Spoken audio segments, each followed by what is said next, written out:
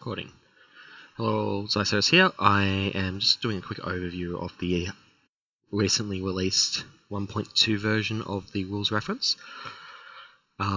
You've probably heard a lot about it online, but I keep seeing weird things that aren't true, that aren't in here as rumors for what it's done. So I'm just going to quickly flick through it, make sure I've got everything down, and go from there. So there's a summary here, but this is not a these aren't rules text. So this is just to help people understand what's going on. Anything that's red is changed. So this is not that important. Component limitations, acceleration tokens are also not limited. I don't think anyone ever thought they were. It's specifically stated now. This here is an interesting change. Previously, you could trigger Jennifer Walters' ability to cancel a threat that was placed on a side scheme from a when revealed effect. You couldn't get rid of the main section, the little bit that's at the bottom of the card, but you could but the when revealed was after that came out, and thus it was actually placed, and thus it could actually be cancelled with Jennifer Walters. This stops that.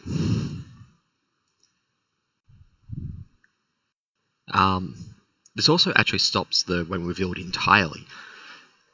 When revealed effects will not go off during setup, unless they say setup, which is interesting.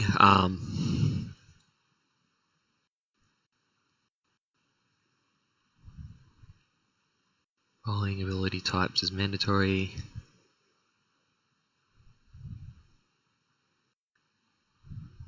Yeah, so the force.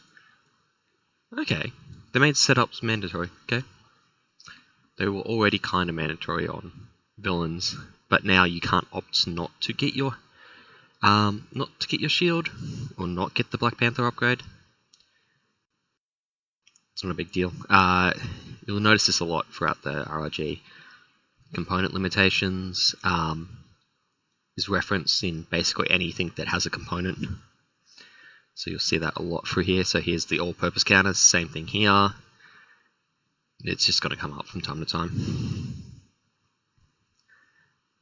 Dash. Yes, if it references a 0, if it references a dash, there's a 0 there. Dash now means you can't trigger it. Means you can't trigger it, but it's a 0 otherwise.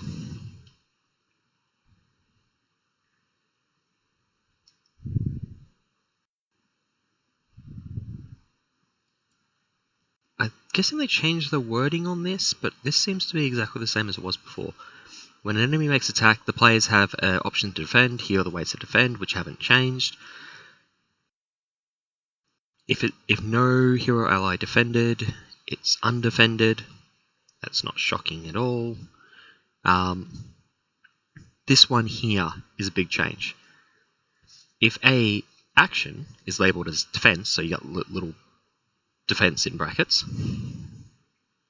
If a triggered ability, so it's action, response, interrupt, anything bold, can only be activated if you are the target of an attack. So you become the target if you defend for another player. But what does this mean? It means you can't block damage that isn't from an attack. So when revealed, it says deal 4 damage. When revealed, says deal 1 damage to all characters. Hulk is killing your Captain Marvel with his 1 damage from the discarded card. Because Captain Marvel was one of the characters that had a reduced damage ability that didn't specify attack. I think currently this affects 4 cards. Cosmic Flight, Wiggle Room, Shield Block, preemptive strike. Preemptive strike can only be played on your own, on you being attacked now. Shield block can't be used on other damage sources, which it kind of previously stated it could be. It can't, because it didn't say from an attack. Same with preemptive strike and same with wiggle room. So you can't use wiggle room anymore to cancel the for a great responsibility damage, because all of those triggers specifically said when you take damage. Now it has to be, they have to be from an attack, even if they don't say. And it gives the example shield block, so that should make sense, but this doesn't mean you have to be defending to use a defense card, it just means you have to be the one that's being hit. If you look at enemy attack, which we're about to anyway, there's a section here that's always been here. Exhaust the hero or attacking you. If the villain is attacking you, it's attacking you. Deal a face down card, and if a player wishes to defend, that player exhausts a hero or ally. If a player other than the target of the attack defends, they become target of the attack. So that's who's being targeted. So if you use an ally, you're now the target, you can now use your defense cards. If you block with your hero, you're now the target, you can use your defense cards. If the attack started against you, you could always use your defense cards, but unless someone else does defends for you. This bit here just clarifies how boost abilities work. Its boost ability goes off, then you increase the attack, then you discard each boost card.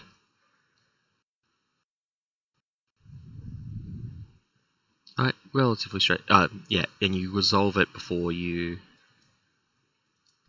finish. This just clears up, there's a bit in the FAQ a bit later, some interactions with Green Goblin in Risky Business, and they updated the scheme side to do the same thing. Now, I think the rest of them... Oh no, wait, there's a indirect damage here. I think this was always the case, but it's just been cleaned, the wording's been cleaned up. You can't account for other abilities when you're taking indirect damage. So if you have a tough icon, the tough card is its own ability. So you can't give Luke Cage more than 5 damage from indirect damage. So if you take 6 indirect damage, you can give him 5. He loses his tough, who cares? But you have to take one somewhere else. It's still fine to put 5 on him. You just can't put 6 or more unless you boost his hit points up. If you give him a Honorary Avenger, you can start doing 6, but then you can't do 7, etc. I'm pretty sure this was always the case. The wording's just the wording here, as particularly with the example, it's a lot more clear than it used to be. Here's another one of the constant changes. They changed basically, I think it's every reference to hero or alter ego in the actual rules to identity, because identity kind of refers to both.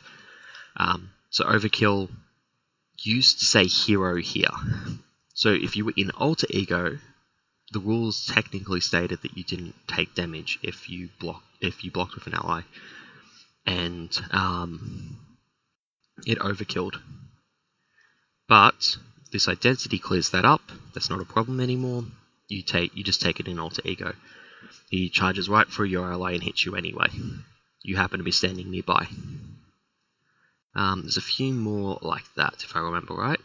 Actually, I think we missed one. Enemy attack.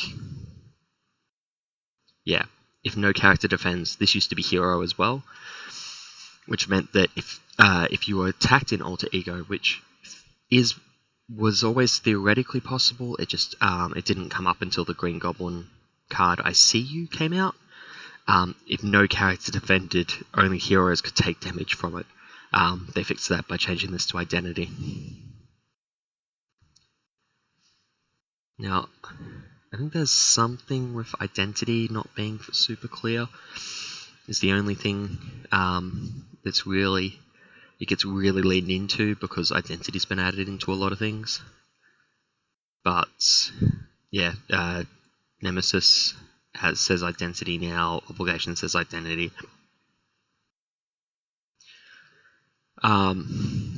Player elimination says identity. So you lose if either side. I really wonder what this said previously. It probably said hero. Most of these said hero previously.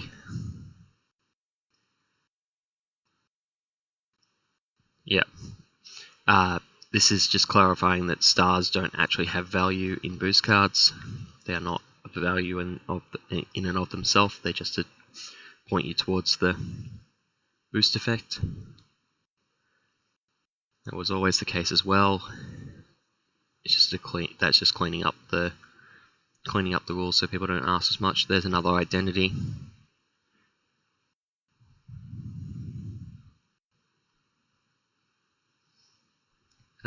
And yeah, you select identities now rather than heroes. And you have to select your identity and all the cards that come with it, with exact quantity of each card included.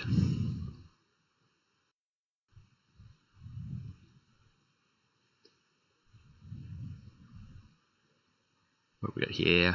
This is clarifying that leadership does in fact have one less card in the core set.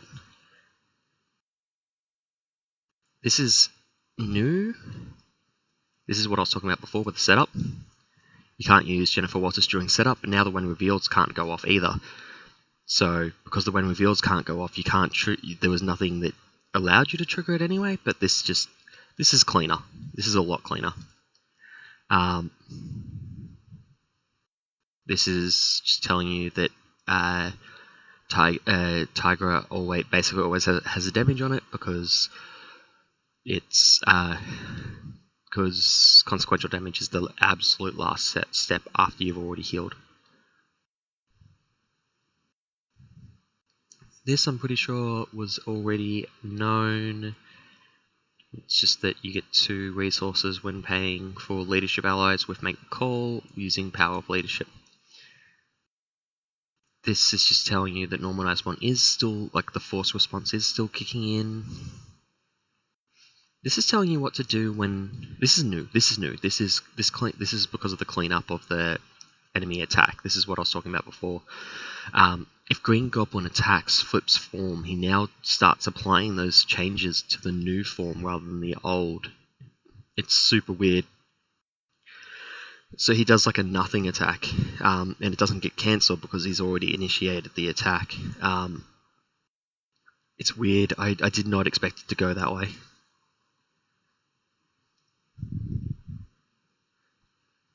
This is specifying that ICU can attack you in Alter Ego. This was always the case. It just, the attack previously didn't work properly. They probably got a lot of questions about ICU and just figured they'd throw it in here so that no one asks.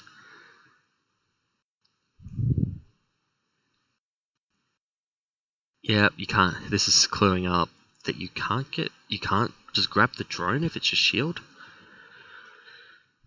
I don't know why anyone thought you could. That's super weird. Must have had a lot of questions about it.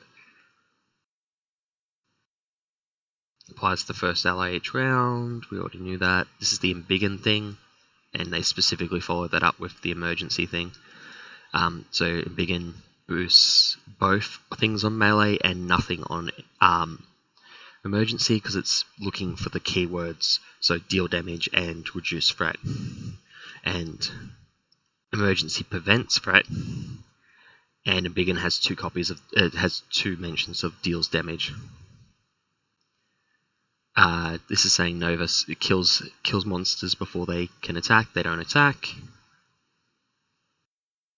This is saying you can't melee the same enemy twice. I don't know why they were getting questions about that. It seems pretty clear on the card because it says a different enemy.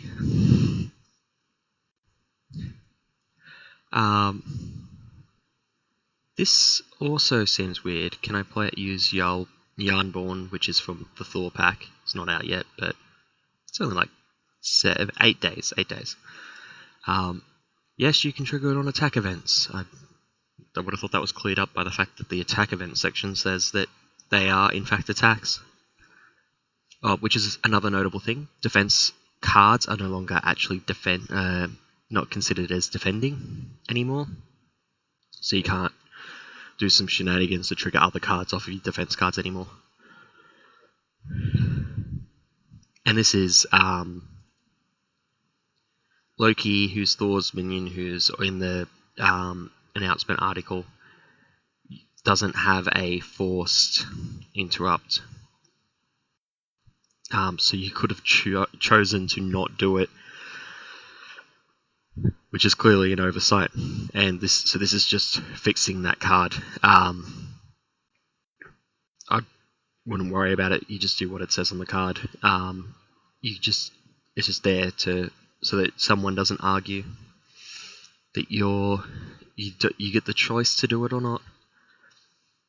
So that's the entire RRG. Only like the big changes. There's like a few things clearing up rulings that we already had. The big change is this defense section. And it's really not that bad.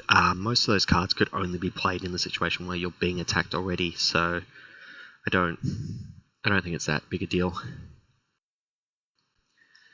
But what else we got in the notable sections here? Cleaning up,